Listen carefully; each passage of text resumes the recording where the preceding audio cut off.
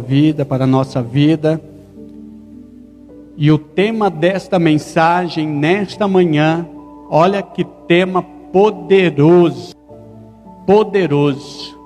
O tema dessa mensagem, atravessando o mar da nossa vida. Atravessando o mar da nossa vida. Amém, amados?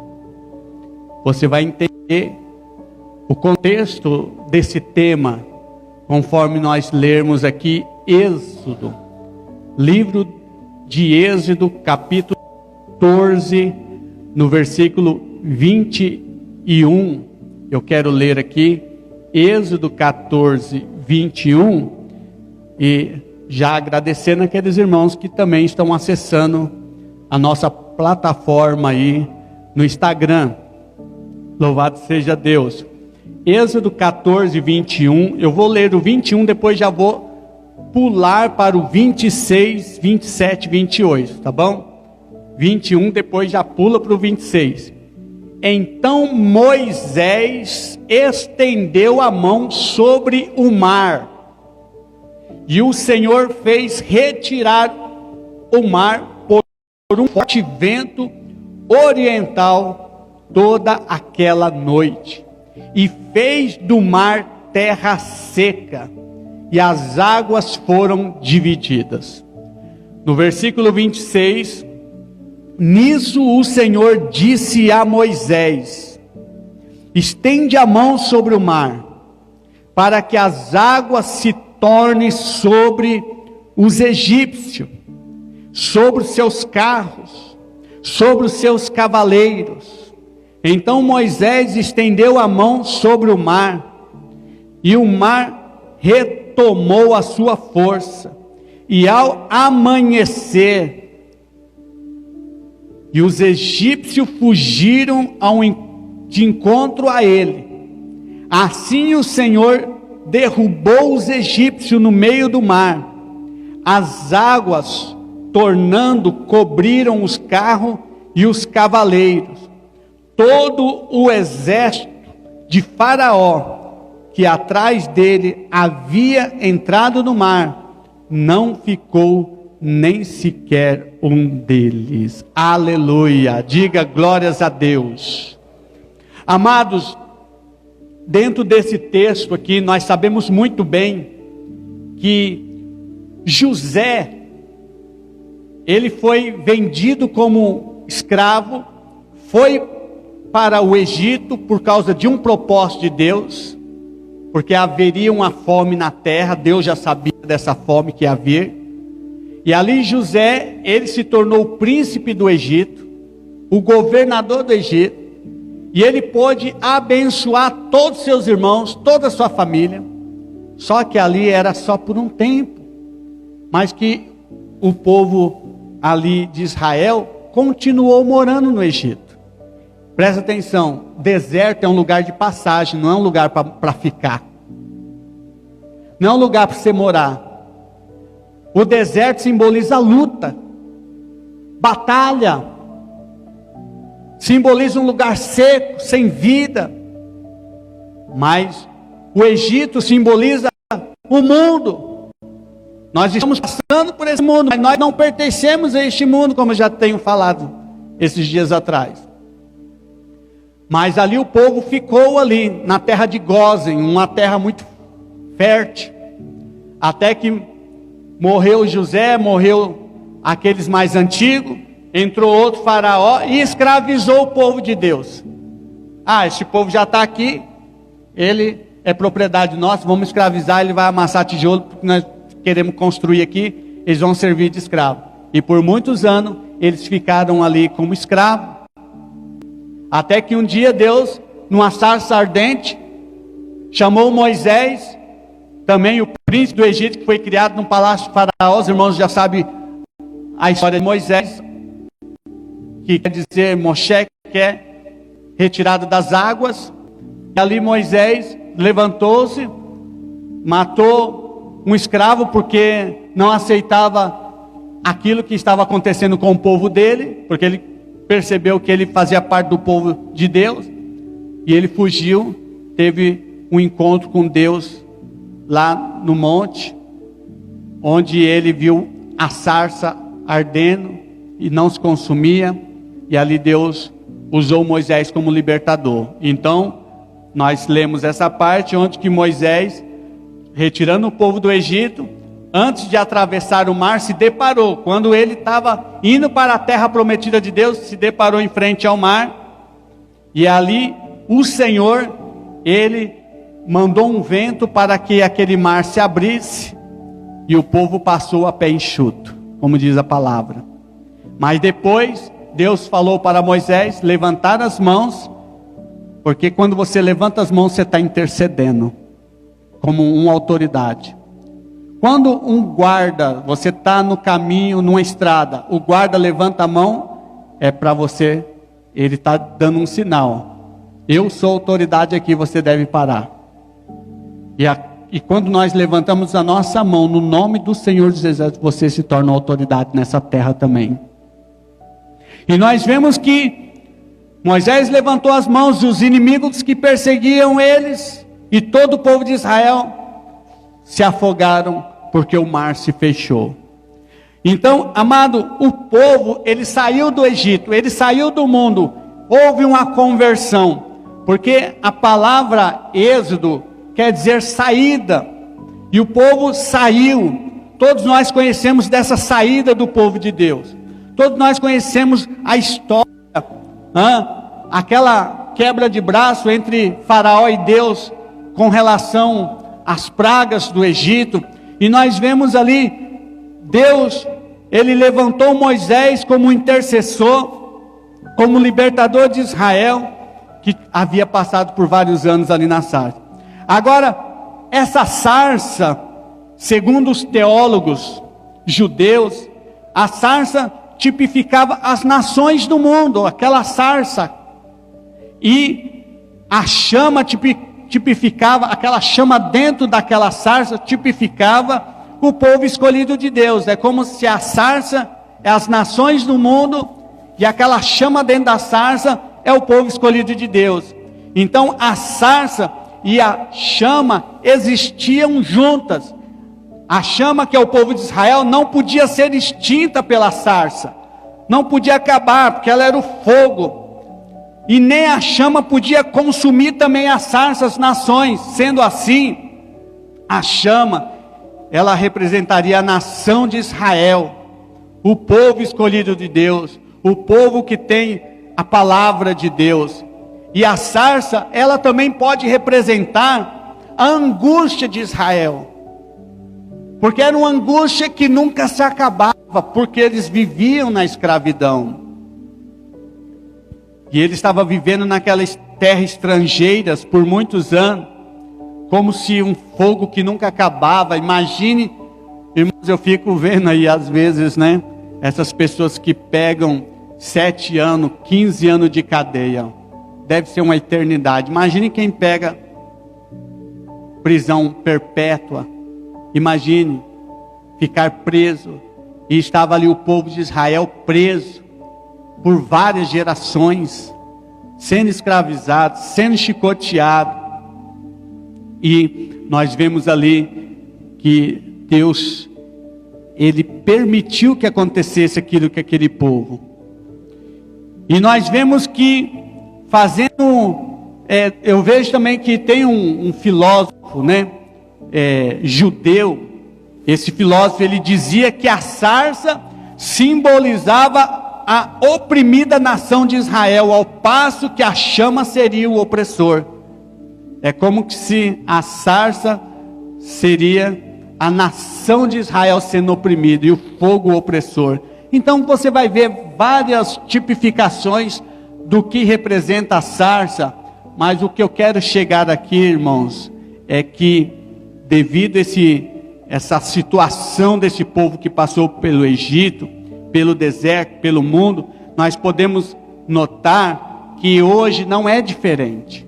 Hoje nós vivemos neste mundo, onde há um sistema governado por o Deus desse século, que é o diabo, que tipifica o faraó. Aí Cristo veio como um Moisés, Assim como Moisés foi enviado para libertar o povo, Cristo também veio para nos libertar, amém? E nós vemos que a saída do Egito para a terra prometida é a nossa saída do mundo das trevas para entrar no reino de Deus, a terra prometida. Aí a sarça aponta para as nações, que quer dizer o sistema desse mundo, o fogo que não se consome. E esse fogo aponta muitas das vezes para o sofrimento do povo de Deus, que não acabava por causa da escravidão. Mas nós podemos ver também o fogo que não se consumia, seria a oração do povo de Deus, conforme eu falei. Mas eu quero dizer, amados, que nós estamos vivendo, parece que se você se encaixar nessa história de Êxodo, nós não mudou muita coisa, o mundo está aí, o império das trevas está aí, Satanás está aí, que quer escravizar as pessoas no álcool, no vício, na prostituição.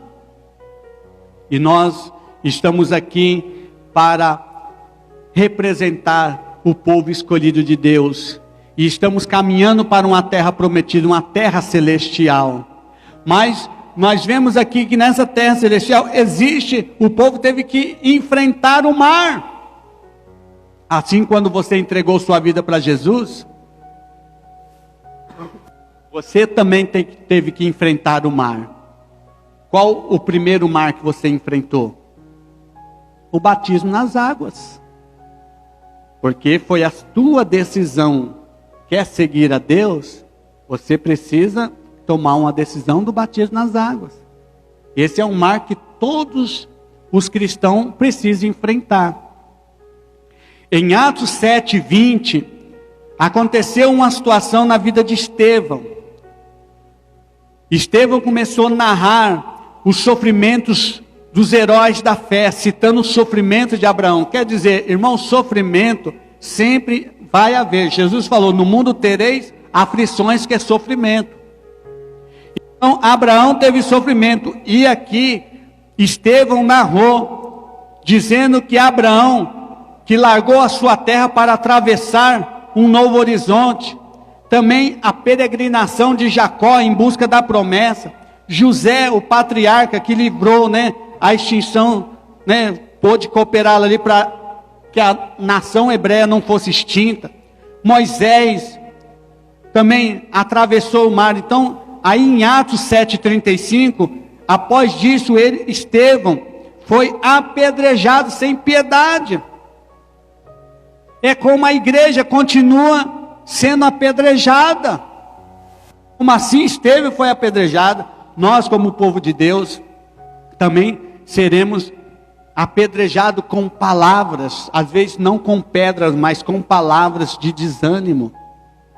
E nós passamos este sofrer, passamos ser aquele povo intercessor, porque é o Espírito de Deus que nos faz intercessores, que arde a chama da palavra no nosso coração, e através dessa chama, nós vamos atrair muitos Moisés para seguir a Deus também.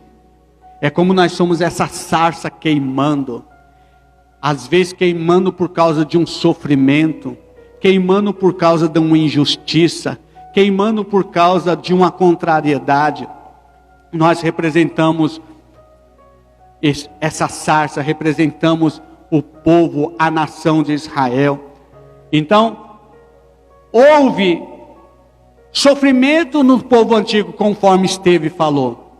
O povo do Antigo Testamento sofreu. Sadraque e Mesaque foi lançado na fornalha de fogo. Daniel lançado nas covas dos leões. Jesus chicoteado até o Calvário. Os apóstolos mortos. Se você vê a história da igreja, dentro de muitos anos atrás, esse dia eu estava vendo a história de Lutero, quantas pessoas morreram. Os batistas, quando surgiu o movimento de rebatizar as pessoas, quantos batistas foram mortos, amarrado pedras nos seus pescoços e lançados ao rio, porque a igreja daquela época era contra o rebatismo. E quantas pessoas vêm sofrendo hoje, missionários sendo mortos. O sofrimento não para. Não é diferente hoje, irmão. Pode ser que você não sofra como missionário, mas vai bater na tua porta muito sofrimento, onde às vezes você vai pensar e falar: por que eu tenho sofrido? Eu como servo de Deus, eu que sou seguidor de Jesus, por que essas lutas têm acontecido comigo? Mas eu quero te dizer aqui que o apóstolo Paulo, ele diz que tem obstáculos na nossa vida. Vai haver problemas na nossa vida quando a gente quer seguir em frente. Mas Paulo, ele diz, a igreja de Coríntios, 2 Coríntios 4:8, ele diz assim: em tudo somos atribulados, mas não angustiado, perplexo, mas não desesperado, perseguidos, mas não desamparado, abatidos, mas não destruído, trazendo sempre o corpo, o morrer de Jesus, para que também a vida de Jesus se manifeste em nosso corpo. Então vai haver sofrimentos, alguns tipos de sofrimento, para uns maiores, para outros menores, mas quando você entra na trilha, em direção à terra prometida, em direção à vocação que Deus te colocou, para você seguir Jesus, vai haver sofrimento. 2 Coríntios 6:8, por honra e por desonra, por má fama e por boa fama, como enganadores, porém verdadeiros, como desconhecido, porém bem conhecido, como quem morre, e eis que vivemos, como castigado, porém não mortos, como entristecido, mas sempre nos alegrando, como pobre, mas enriquecendo a muitos, como nada tendo, mas possuindo tudo.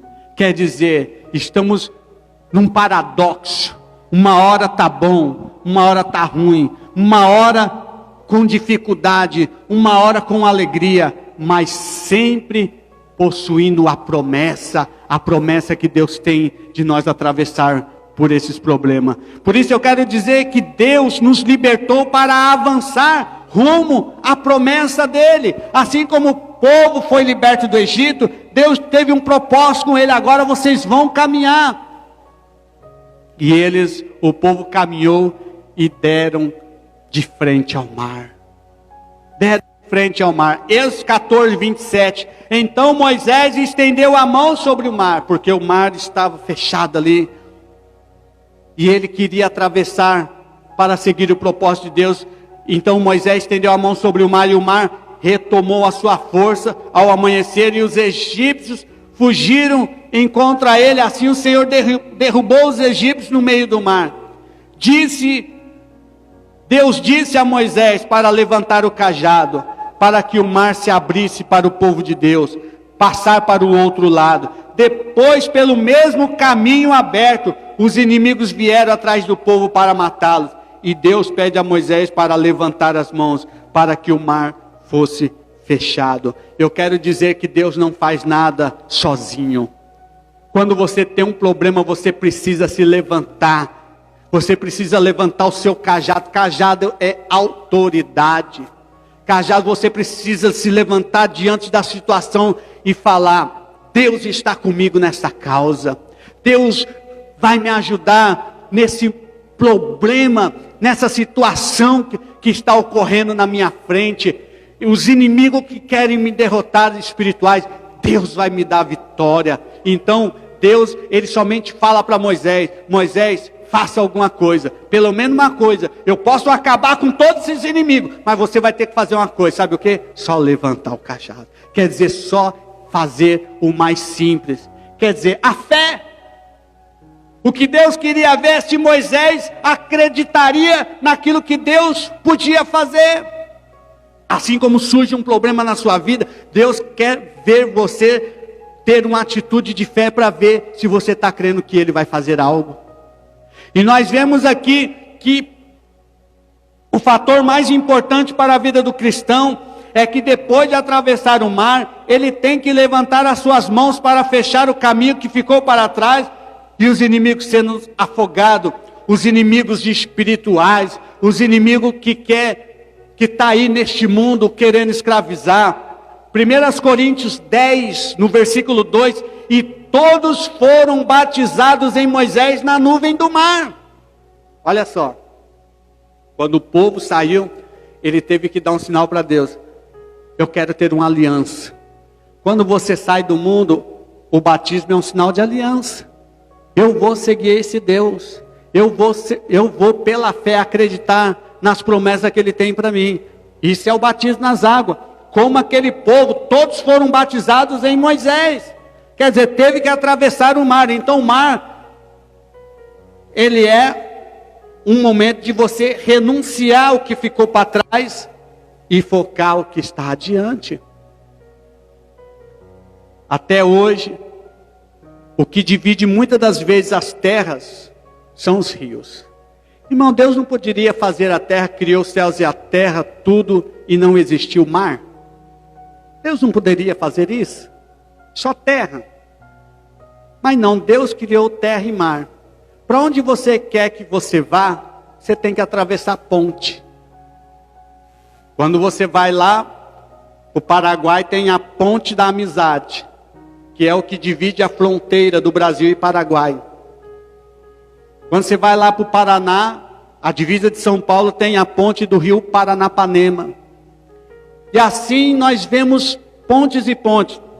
Inclusive lá no meu sítio, se eu quero passar para o outro lado, inclusive eu moro na divisa, Campanha e Cambuquira. Atravessou a ponte, já é Campanha. Para o lado de cá, já é Cambuquira. Então nós vemos, amados, que Deus poderia fazer tudo terra.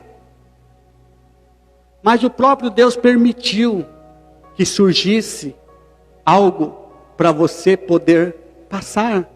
Você precisa atravessar, são limites.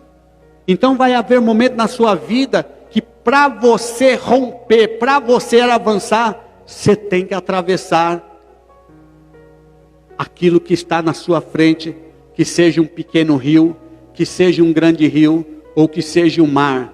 Então, o que eu quero dizer, essas águas que eu estou falando para os irmãos dentro desse contexto, são problemas da vida. Por isso que o tema dessa mensagem é atravessando o mar da nossa vida. Não tem como, vai haver situação que você tem que romper. E aqui em Deuteronômio, capítulo 31, no versículo 7, então chamou Moisés a Josué, e lhe disse à vista de todo o Israel: sê forte e corajoso, porque tu entrarás com este povo na terra que o Senhor com juramento prometeu aos teus pais, e tu os farás herdá-la. Moisés levou Josué e falou assim: olha, Deus está nos dando essa terra, mas antes de entrar tem que atravessar o rio Jordão. O rio Jordão era algo que eles precisavam atravessar. E nós vemos no Deuteronômio no 9, ouve Israel, ouve que vais passar o Jordão para entrarem, para desapossarem nações maiores e mais fortes do que tu, gigantes grandes e muralhas até o céu. Temos aqui uma grande promessa de Deus que está sempre conosco, quando tem gigantes, quando tem inimigo, quando tem... Nós precisamos atravessar. Então eu quero dizer, amados, que assim como Moisés, Deus libertou o povo do Egito para avançar, Deus também não te libertou para você ficar parado. Deus te libertou para você avançar também, amém? Independente de qualquer problema, de qualquer situação. E muitos crentes, eles são chamados, mas a vida dele anda patinando, continuando no mesmo caminho. Por quê? Porque muitos crentes, infelizmente, vai ser que nem muitos daqueles povos de Israel, eles não vão querer atravessar o mar. Eles não vão querer atravessar o Jordão. Muitos vão ficar na margem do Jordão. Muitos não vão querer atravessar, vão morrer no deserto, porque não conseguem atravessar o mar da sua vida. Gideão só alcançou a vitória sobre Zebá e Zalmuná, que era um rei dos midianitas, porque atravessou o Jordão. Ele teve que atravessar o Jordão. Lá em Juízes capítulo 8, no versículo 4, e Gideão veio ao Jordão e o atravessou, ele e os 300 homens que estavam com ele fadigados, mas ainda perseguindo. As muralhas de Jericó caíram por terra, porque Josué atravessou o Jordão. Lá em Josué capítulo 1, no versículo 2, Moisés, meu servo, é morto, levanta, pois, agora passa esse Jordão, tu e todo este povo, para a terra que eu te dou. Então nós vemos esses homens atravessar o Jordão. Agora, nós também, qual é o Jordão da nossa vida? Não é o Rio Verde aqui. O Jordão da tua vida, às vezes, é o teu marido.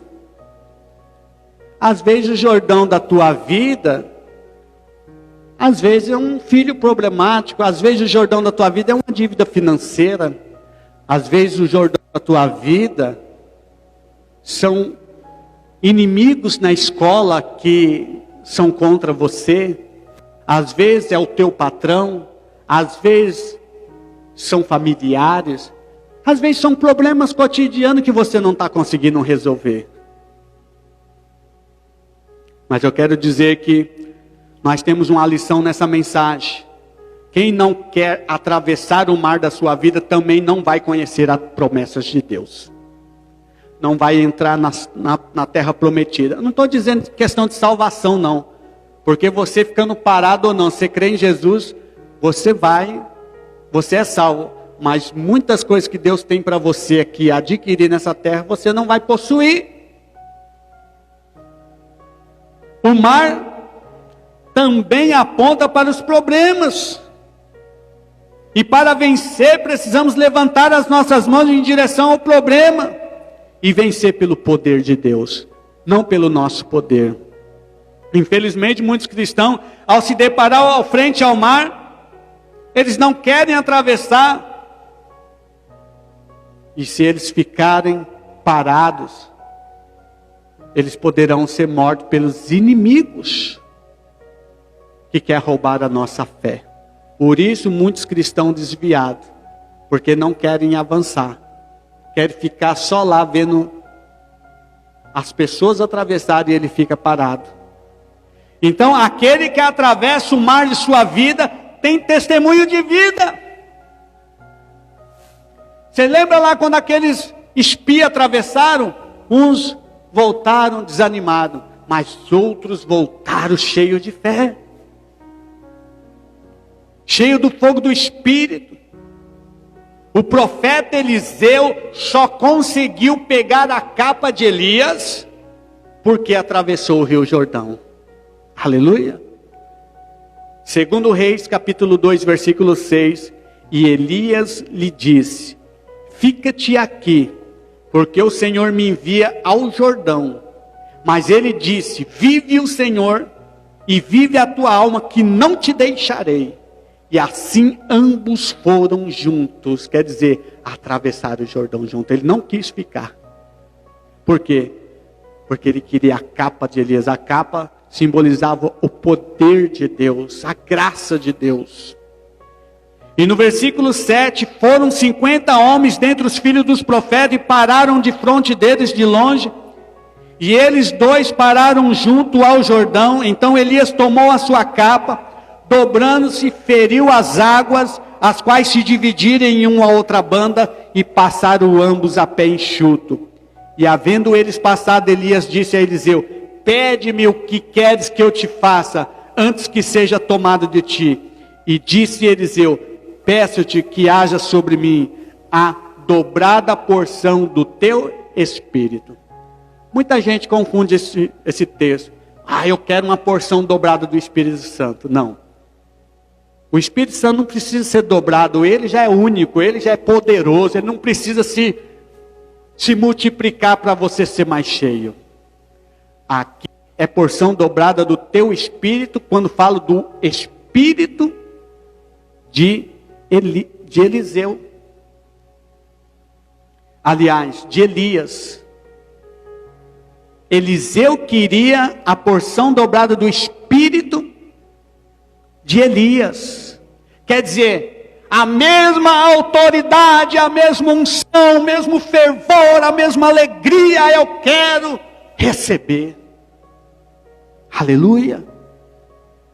E nós vemos aqui então, Elias atravessou o Jordão e antes de partir para Deus e ser arrebatado por uma carruagem de fogo, quer dizer, seus problemas da sua vida, a partida, atravessando o Jordão da vida.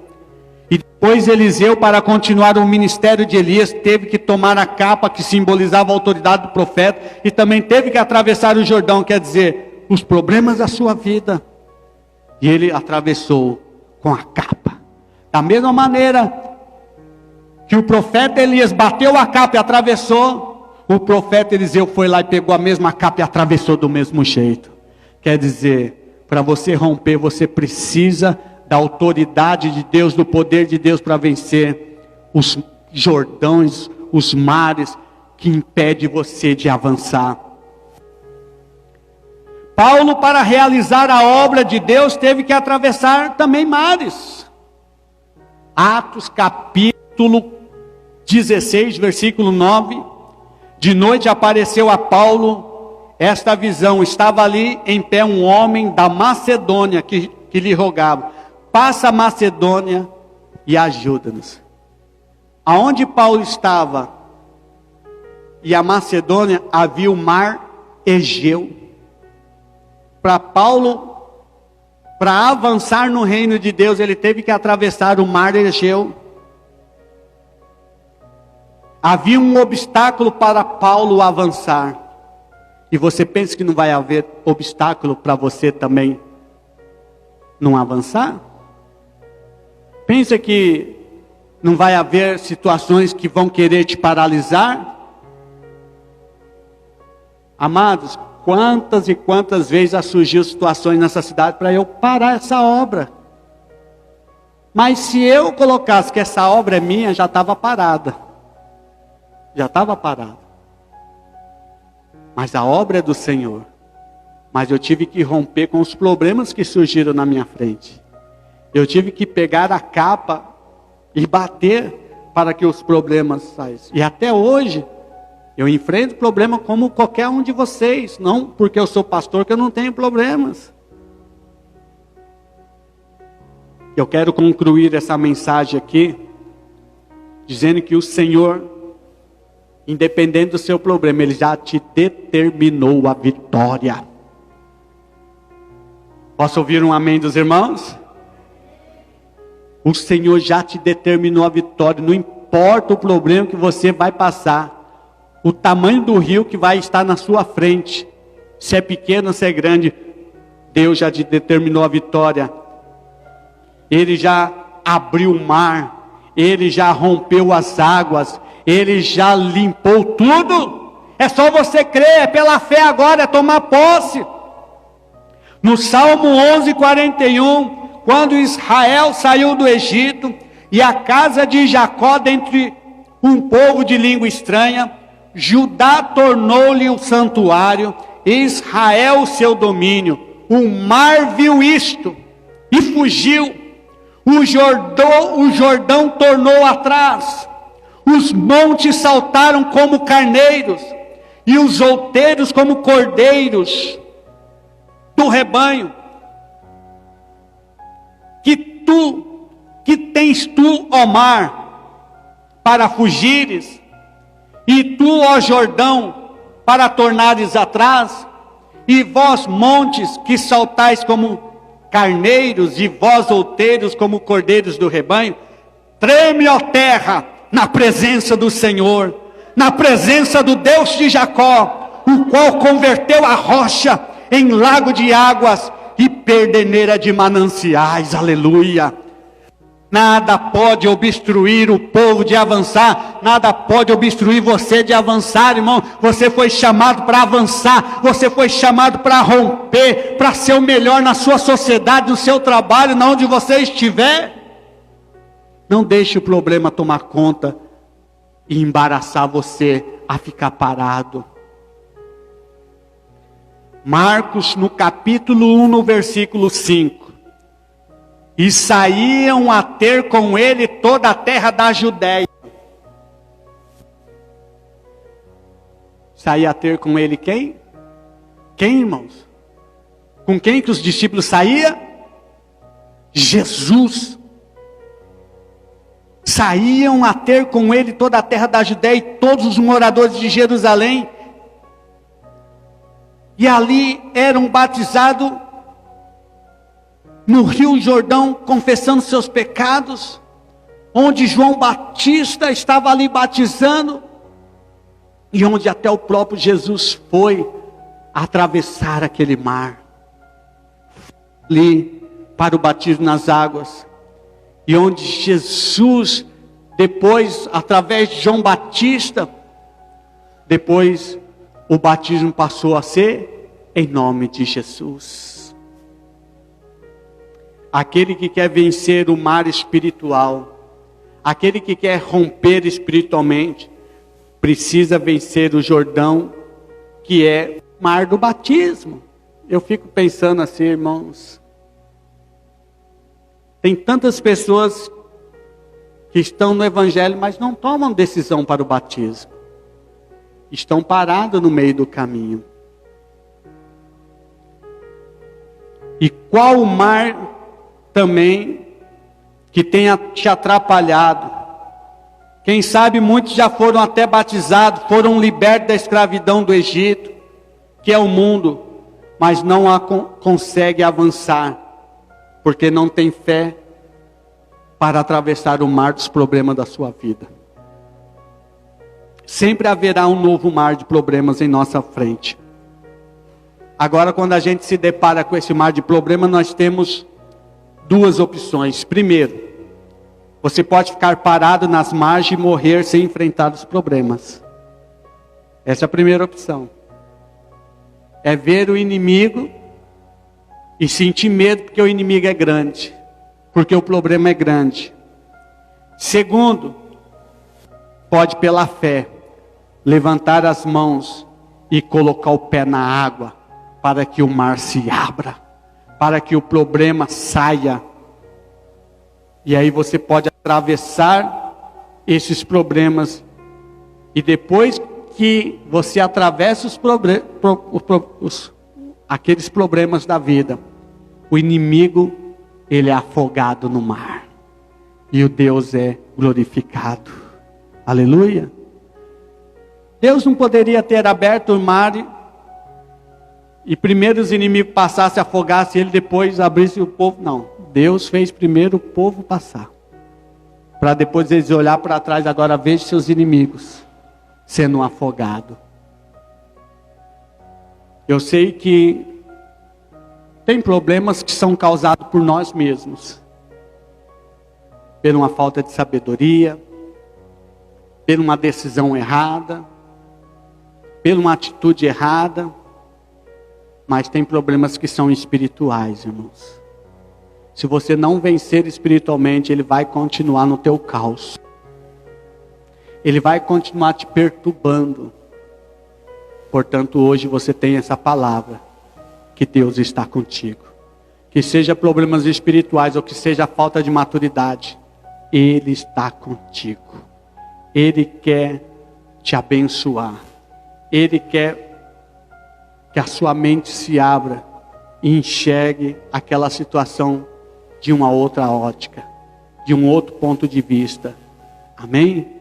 E Ele vai te dar sabedoria e força para você vencer. Coloque-se em pé no nome de Jesus.